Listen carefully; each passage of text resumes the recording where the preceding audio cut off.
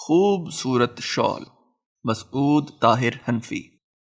شال بہت ہی خوبصورت تھی، ایک طرف سے سرخ اور دوسری طرف سے نیلی، اور ان دونوں رنگوں کی گوٹ اس کی خوبصورتی میں چار چاند لگا رہی تھی۔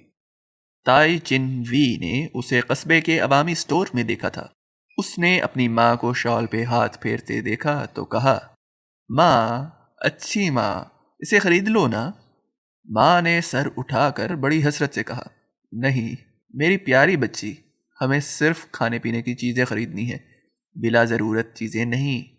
تائی چن وی بولی، لیکن ماں تمہیں شال کی ضرورت ہے، اب ہم اس کے بارے میں اور کوئی بات نہیں کریں گے۔ ماں نے کہا، ہمارے پاس صرف آٹا اور چینی خریدنے کے لیے پیسے ہیں، اور وہ دکاندار سے آٹا اور چینی کے بارے میں باتیں کرنے لگے۔ تائی چن وی ٹکٹکی باندھے شال کو دیکھ رہی تھی۔ عجیب عجیب خیال اس کے ذہن میں پیدا ہو رہے تھے۔ جب اس کی ماں آٹا اور چینی کے تھیلے اٹھا کر دکان سے باہر نکل گئی تو اس نے دکاندار سے پوچھا، اس شال کی قیمت کتنی ہے؟ 15 روپے، دکاندار نے مسکرا کر جواب دیا۔ وہ بڑا خوش مزاج آدمی تھا اور تائی چن وی کے ساتھ بڑے پیار سے پیش آتا تھا۔ تائی چن وی کی آنکھوں سے مایوسی جھلکنے لگی۔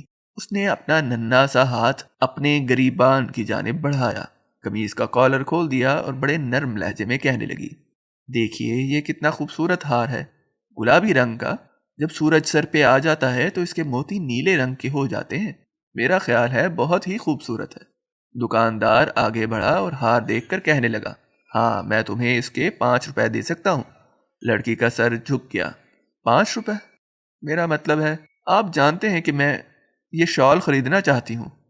مجھے افسوس ہے ننھی بچی، دکاندار بولا، یہ شال 15 روپے کی ہے، میں اسے ہار کے بدلے نہیں دے سکتا۔ اسی وقت اس کی ماں نے اسے آواز دی اور وہ ٹھنڈی آہ بھر کے باہر نکل گئی۔ راستے میں اس نے نہ تو ماں سے کوئی بات کی اور نہ ان جنگلی خرگوشوں کی طرف دھیان دیا جو ادھر ادھر دوڑتے پھر رہے تھے۔ اس کا دماغ بس یہی سوچ رہا تھا کہ وہ کس طرح 15 روپے اکٹھے کرے اور اپنی ماں کے لیے شال خریدے۔ برتن وہ اتنے اچھے نہیں بنا سکتی تھی کہ جلد فروخت ہو سکیں، وہ خوبانیاں اکٹھی کر سکتی تھی لیکن ان کا موسم گزر چکا تھا۔ کوئی اور ایسی چیز بھی نہیں تھی جسے وہ بیچ سکے سوائے ہار کے، جس کی قیمت دکاندار نے صرف 5 روپے لگائی تھی اور شال کی قیمت 15 روپے تھی۔ اتنی بڑی رقم کہاں سے لاؤں؟ وہ سوچنے لگی۔ اگلی مرتبہ وہ قصبے کے عوامی سٹور میں گئی تو اس نے بڑی بےتابی سے وہ شال تلاش کی، لیکن اسے محسوس ہوا جیسے اس کے دل کی دھڑکن رک جائے گی۔ شال وہاں نہ تھی، کوئی اسے خرید کر لے گیا تھا، کوئی اور جس کے پاس 15 روپے تھے۔ گرم گرم آنسو اس کی پلکوں پہ لرزنے لگے۔ اس نے دکاندار سے دریافت کیا، کیا وہ شال بک گئی؟ وہ شال؟ دکاندار نے ایک لمحے کے لیے اس کی طرف دیکھا اور پھر جیسے اسے کچھ یاد آ گیا ہو، ایک ہلکی سی مسکراہٹ اس کے ہونٹوں پہ ابھری۔ وہ بولا، نہیں وہ ابھی بھی موجود ہے، کیا تم اسے خریدو گی؟ تائی چن وی نے اطمینان کا سانس لیا، ہاں، اور پھر گھوم کر دیکھنے لگی کہ ماں نے تو نہیں سن لیا۔ میں اسے خریدنا چاہتی ہوں لیکن میرے پاس پوری رقم نہیں ہے، یہ کہہ کر اس نے کانپتے ہوئے ہاتھوں سے ہار اتار کر دکاندار کے حوالے کر دیا اور پھر بولی، میں آئندہ باقی رقم لے کر آؤں گی، کیا آپ میرا انتظار کریں گے؟ دکاندار نے بڑے پیار سے اپنا ہاتھ اس کے سر پہ رکھا اور بولا، ننھی لڑکی، تمہاری عمر کتنی ہے؟ یہی کوئی 7-8 سال، تائی چن وی نے جواب دیا، میری ماں نے یہی بتایا تھا۔ دکاندار ہولے سے بڑبڑایا، میری بیٹی زندہ ہوتی تو اس کی عمر بھی اتنی ہی ہوتی۔ ہاں میری پیاری بچی، تمہارا انتظار کروں گا، تم باقی رقم لے آؤ۔ جب اس کی ماں نے اسے آواز دی تو وہ خوشی کے مارے ہوا میں اڑتی ہوئی باہر نکلی۔ اب شال اس کی ہو چکی تھی، اب وہ نرم اور گرم شال اس کی ماں کے کندھوں کی زینت بنے گی اور وہ کتنا فخر محسوس کرے گی کہ یہ اس کی بچی تائی چن وی نے اپنی محنت سے خریدی ہے۔ اگلا مہینہ تائی چن وی کے لیے بڑا مصروف گزرا۔ ماں اسے کچھ کرتے دیکھتی اور حیران ہو جاتی۔ وہ کچھ چھپانے کی کوشش کرتی، اکثر جنگل میں چلی جاتی لیکن کبھی کسی کو کچھ نہیں بتایا۔ جب دونوں ماں بیٹی کچھ دن بعد خریداری کے لیے عوامی سٹور میں گئیں تو تائی چن وی نے جنگلی شہد سے بھرا ہوا مرتبان دکاندار کو دیا۔ اس نے دکاندار کو ان تکلیفوں کے بارے میں کچھ نہیں بتایا جو شہد اکٹھا کرنے کے لیے اسے اٹھانی پڑی تھی۔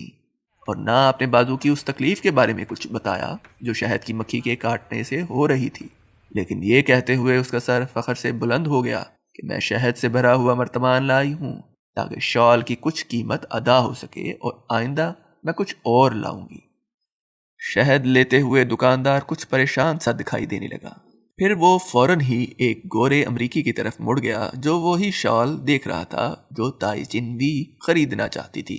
اس نے تائی چن وی سے کہا، میرے پاس اور شالیں بھی ہیں، یہ شال اس امریکی نے خرید لی ہے۔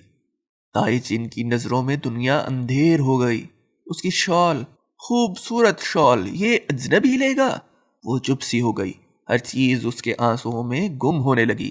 اس نے اجنبی کو ایک بنڈل ہاتھ میں لیے دروازے کی طرف جاتے دیکھا، وہ بھی بے تحاشا ادھر بھاگنے لگی۔ جب وہ باہر نکلی تو اس کی ماں نے کہا، اتنی دیر کیوں لگا دی؟ کیا دکاندار نے شہد نہیں لیا؟ اور لو یہ بنڈل، اس امریکی نے کہا تھا یہ تم نے خریدا ہے۔ میری پیاری تائی چن، تم نے اسے کیسے خریدا؟ تمہارے پاس اتنے پیسے کہاں سے آئے؟ تائی چن وی کی آنکھیں کھلی کی کھلی رہ گئیں۔ وہ گمسم کھڑی تھی کہ ماں نے سفید کاغذ میں لپٹا ہوا ایک بھاری بنڈل اس کے ہاتھوں میں تھما دیا۔ اس نے بنڈل کا کاغذ پھاڑا تو وہی خوبصورت شال اس کی نظروں کے سامنے تھی۔ اس کے کونے پہ کاغذ کا ایک پرزہ بندھا تھا جس پر موٹے موٹے حروف میں لکھا تھا، ننھی لڑکی، کوئی امریکی ہو یا چینی، دل سب کے ایک جیسے ہوتے ہیں۔ شال کے اندر کاغذ کے ایک ٹکڑے میں اس کا ہار بھی لپٹا ہوا تھا۔ ماں اب تک کچھ نہ سمجھ سکی تھی، لیکن تائی چن بھی ایک بہت بڑا راز جان گئی تھی۔